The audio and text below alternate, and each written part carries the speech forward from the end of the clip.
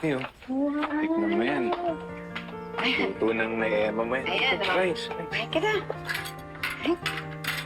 Ibay kita, ha? Ano, dagdagan ko ba? Okay na yan? Okay na yan? Anak, malungkot ka ba? Hindi mo ba gusto itong ginagawa namin? Nay, hindi po. Sa totoo nga lang po, gustong-gusto ko po eh. Ha? Gustong-gusto? Eh, mukhang naiiyak ka dyan. Sa totoo lang po kasi, ngayon ko lang po talaga naranasan na kumain po ng maraming kasama.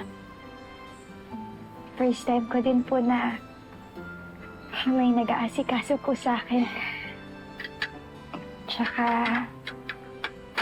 ngayon ko lang po naranasan na magkaroon po talaga ng parang totoong pamilya. Muki, hindi parang. Ituring mo kaming totoo mong pamilya. Dito ko, ang tita Dan mo, si Nanay. Nay, diba? Ay, oo naman. Pero alam mo, Muki, kung nandito siguro si Kyla, halos sinlaki mo na yun. At sing ganda. At singganda, oo. Para tayo nagkaroon ng anghel na nagpapasaya sa atin.